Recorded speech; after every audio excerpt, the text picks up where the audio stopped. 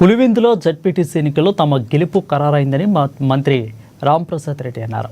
ఈ 2 స్థానాలను ముఖ్యమంత్రి చంద్రబాబు నాయుడుకు గిఫ్ట్గా ఇస్తున్నామని, 14 నెలల్లో తాము సాధించిన సంక్షేమ పథకాలను ప్రజలకు తీసుకెళ్లామని తెలిపారు.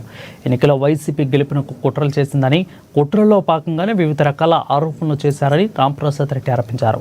తాము తలుచుకొని ఉంటే జడ్పీటీసీ ఎన్నికల్లో వైసీపీ వారు నామినేషన్లు కూడా వేసేవారు కాదని అన్నారు.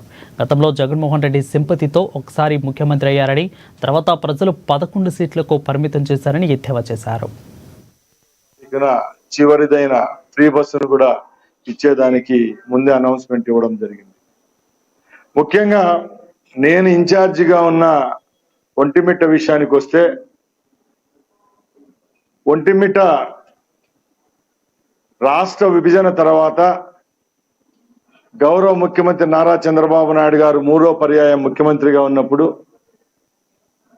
భద్రాచలం తెలంగాణకు పోతే మరో భద్రాద్రి ఎక్కడ అనే సమయంలో ఒంటిమిట్ట దేవస్థానాన్ని టీటీడీలో విలీనం చేసి భద్రాద్రి కంటే మెండుగా ఇక్కడ శ్రీరాములు వారి సీతమ్మ వారి కళ్యాణం చేయిస్తూ ఈ ఒంటిమిట్ట స్థానాన్ని గెలిచి మా ముఖ్యమంత్రికి కానుక ఇవ్వాలనుకున్నాం. ఇప్పుడు ఎన్నిక కూడా అయిపోయింది. లాంఛనంగా 14వ తారీఖున గెలవబోతున్నాం. మీ దృష్టికి కొన్ని విషయాలు తీసుకోబోదలుచుకున్నా. పొద్దున్న నుంచి మీడియా మాధ్యమాల్లో వార్తలు వస్తున్నాయి. ఒకసారి మీరు కూడా ఆలోచించండి.